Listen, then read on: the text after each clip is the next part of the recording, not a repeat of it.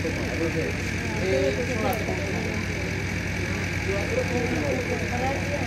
और सामने देखो कोटवाड़ा की तरफ, क्योंकि याद रखा हो रात नहीं बेटा, जब मैं कहूँ स्वाहा तो यह सारी आहुति इस हवन कुंड में छोड़ती हूँ, पंखा ने साथ में छोड़ती हूँ, किसी भी जान लो तो रंग ओम भगाए स्वाहा इदम भगाए इदम नम में, ओम भगाए स्वाहा इदम भगाए इदम नम में है गंदा प्रभु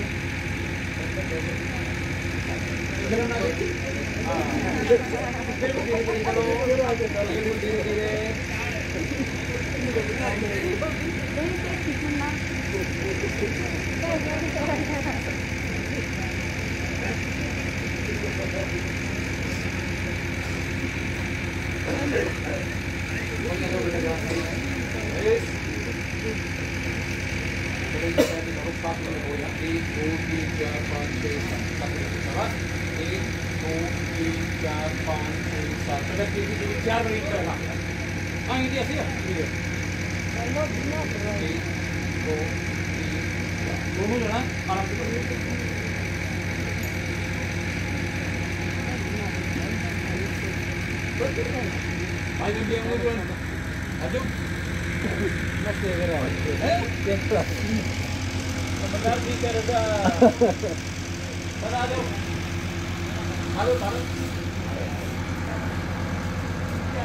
मंडपम मधु प्रकंच लाजा ओम प्रतिमा क्या वे सतपति नास्ते तारे करना तुम्हारी साथ। इस मंडप के सामने से इस घर की शोभा होती है, तो ये यज्ञ होता है उसमें कोई अशुद्ध वस्तु नहीं गिर जाए, इसलिए यह मंडप लगाया जाता है, वरना इस पाणी ग्रहण संस्कार में इस मंडप का कोई अर्थ नहीं होता है।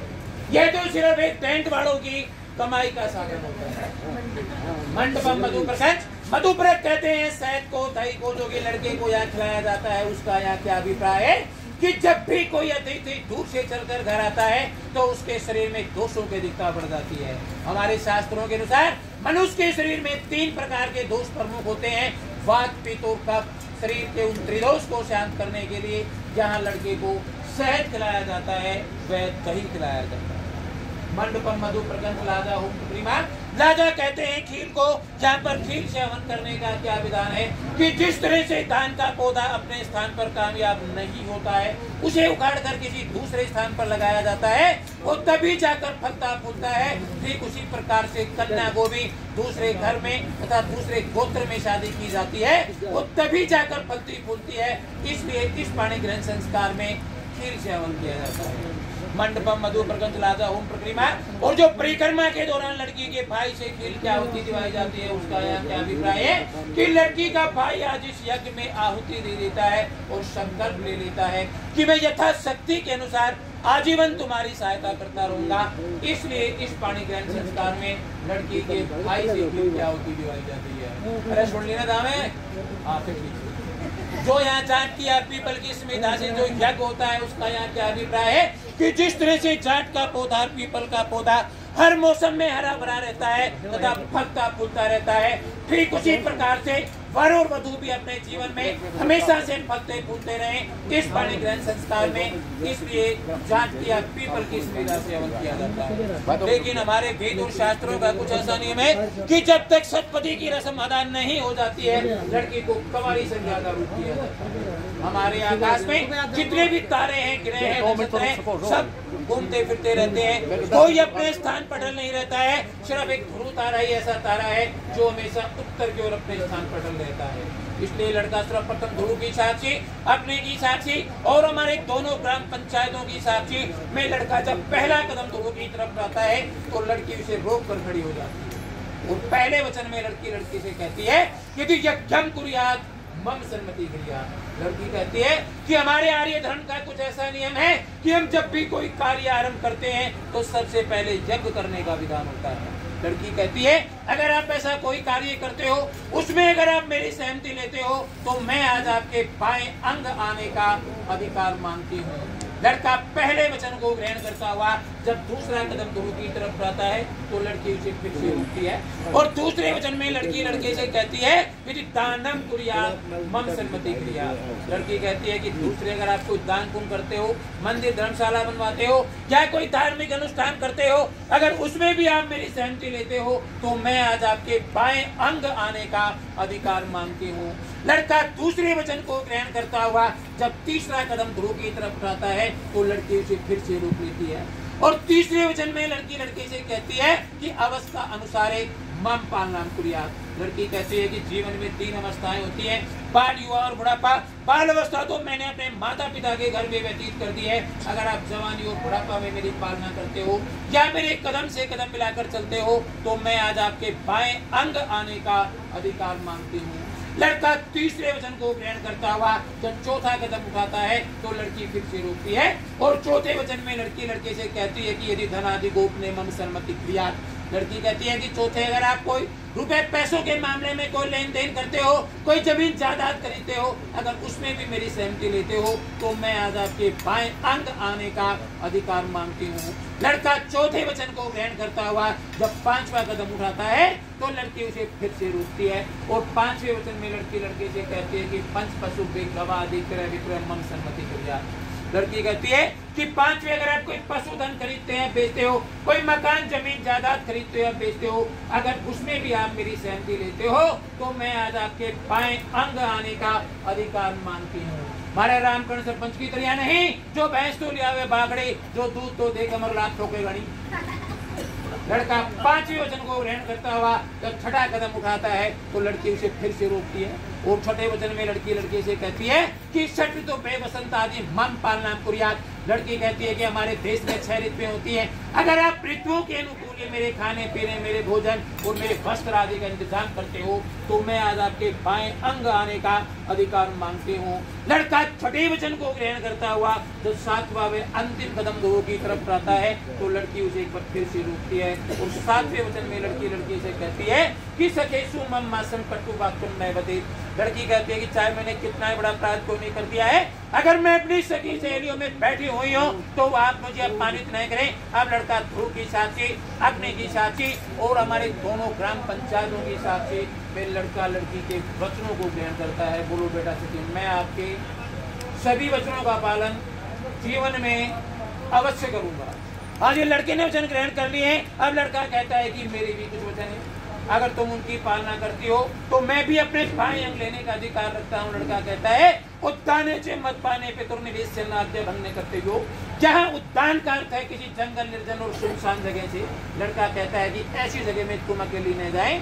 और उद्यान कहा जाता है किसी दूसरे के घर जाने को। अक्सर हमारे समाज में ऐसा देखा जाता है कि जब औरतों को अपने घर में कोई काम नहीं होता है तो वो पड़ोस में जाकर चुगली चाटा करती रहते। ऐसा हमारा वेद और शास्त्र नहीं कहते हैं।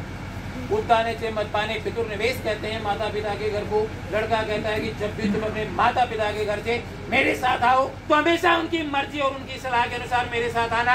वह वहाँ जो मेरे माता पिता और मेरे वृद्धजन हैं, अगर तुम उनकी सेवा करती हो और उनकी पालना करती हो तो मैं अपने बाएं अंग लेने का अधिकार रखता हूँ। चौथा कहता है कि आज्ञा भंग करते हो और हमेशा तुम मेरी आज्ञा की पालना करो और मेरे कदम से कदम मिलाकर चलो तो मैं भी अपने बाएं अंग लेने का अधिकार रखता हूँ। बेटा तू भी सिर झुका ले एक बार।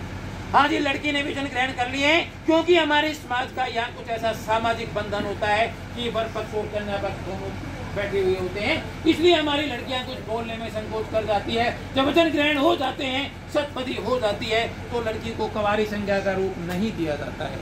और जब लड़की को कवारी संज्ञा का रूप नहीं दिया जाता है तो उसे वर के बाएं अंग आने का अधिकार भी प्राप्त हो जाता है। दोनों जना आराम से खड़ा हो जाता है। पंडित जी 23 साल का सुन जाड़े ना होयो सही 23 साल का ना होयो सही कह रहे हो तेरो करो नहीं रहेगो बस ना मेरे 100 को तुलते हैं बेटा पीछे हटो सचिन। और सचिन पूरा फेरा बस तो रहो इसी ठीक है ना, तेरा में हम फर्क मिलेगा बेटा होना बेटा प्रांजलि जाओ, बेटा शरीफ प्रांजलि जाओ, बैठ जाओ दोनों जरा। हाँ जी, अब ये पाणी ग्रहण संस्कार अब ये पाणी ग्रहण संस्कार लगभग पूरा हो चुका है। पाणी कहते हैं संस्कृत में हाथ को और ग्रहण होता है पकड़ना। जो लड़के ने परिक्रमा के दौरान लड़की का अंगूठा ग्रहण किया, इसे ही पाणी ग्रहण कहा जाता है। इस यज्ञ के सिर्फ 2 ही दान प्रमुख होते हैं, एक कन्या के दान का संकल्प और एक गौ के दान का, जो कि दोनों ही दान यथाशक्ति के अनुसार यहाँ हो चुके हैं। बाकी सब कुछ तो समाज में अपनी मान प्रतिष्ठा बनाने के लिए दिया जाता है। बाकी किसी दान दहेज का, किसी लेने देने का इस संस्कार से कोई मतलब नहीं होता है। लेकिन हमारे शास्त्रों का कुछ ऐसा नियम जरूर है, भाई मेरे खड़े थोड़ी, इन शास्त्रों का ऐसा नियम जरूर है कि जब लड़की वधू बनकर अपने घर जाती है तो उसे आज से ही अपनी मांग भरने का सौभाग्य प्राप्त होता है। इसलिए लड़का सर्वप्रथम गुरु की साक्षी, अपनी की साक्षी और हमारे दोनों ग्राम पंचायतों की साक्षी में लड़का लड़की की मांग भरता है। लो बेटा सचिन, ऊपर लगा दो, चलो ऊपर लगाओ, मैं कर दूं, पहलवान देख लो, होगी ना, होगी हुआ आगी लगेगी तो ना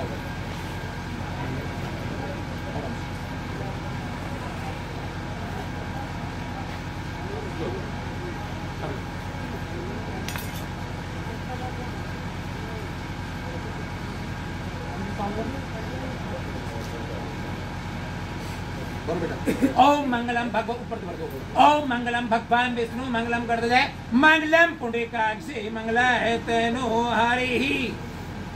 रोजराव साहब सभी खड़ा हो, एक बार बेटा सभी खड़े हो जाओ, पूरा दिन खड़े हो जाओ, सभी ने कुल दो बेटा, आगे ना दो बेटा, प्राण फूल पड़ो सभी ने दो, आ जाओ पे बहुत पासड़ा भी आगा ने, पूरा नाम नहीं लूंगा गाँव को बंधु। हाँ लंबरदार आ गया ना वो बेटा,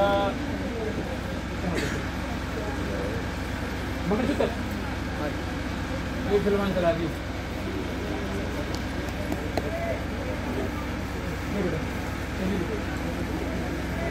सभी याद आवा ने हमने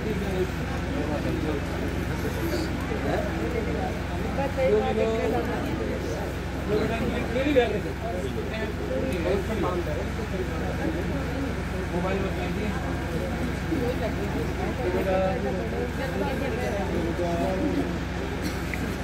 श्री कृष्ण को सलाम करो तो भवताम दाता प्रजा नाम सुखम निर्विघ्नं गणनायकं प्रतिदिनं पानो प्रतापोदयं शंभो स्तुते धन्य धन्य कीर्तिं तुला दुर्गारिणा सदा गंगाते खलु पापहा निस्दिनं लक्ष्मी सदा तिष्ठतु।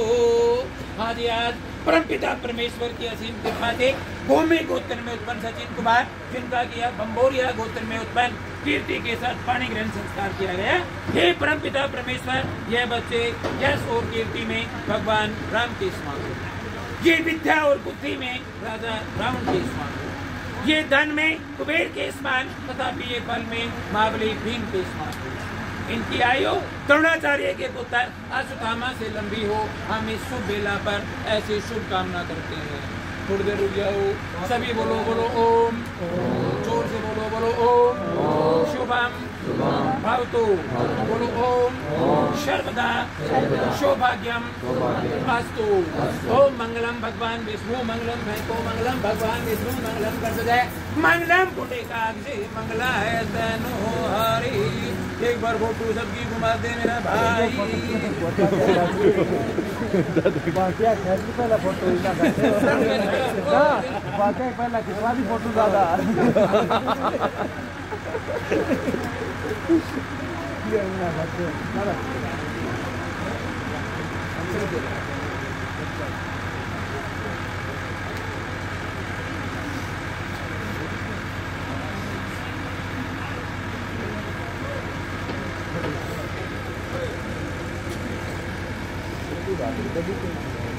एक बार हाथ लगा फोटो की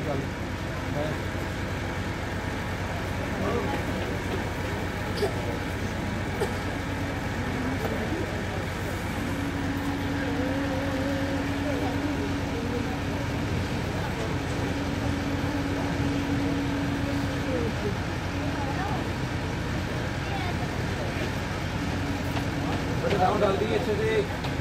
अगर ये आर्टिफिशियल कलर नहीं बैठता है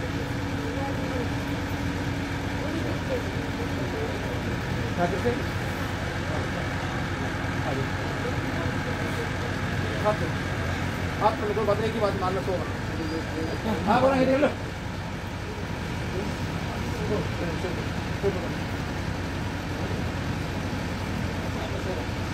आप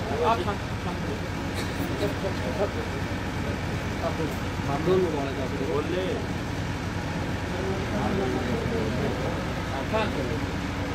हाँ ये बात बताऊँ जगह पे टेंट लेवे की फोटो खींच ली गए।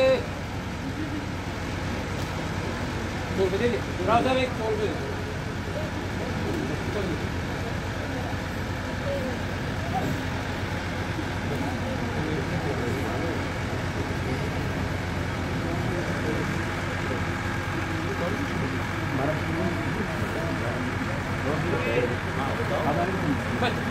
किसको खुद आदमी को। अरे हम कैसा हो हमारा तो हो जाएगी समाज में सिखा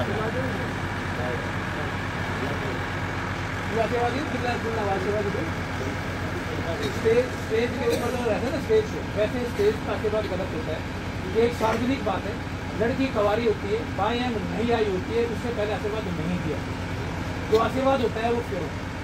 लेकिन पब्लिक ने अपना अनुरूप कराया थी जैसे चली गई बेटा छोड़ा पूरा मेरा बच्चा है बेटा याद आ गई।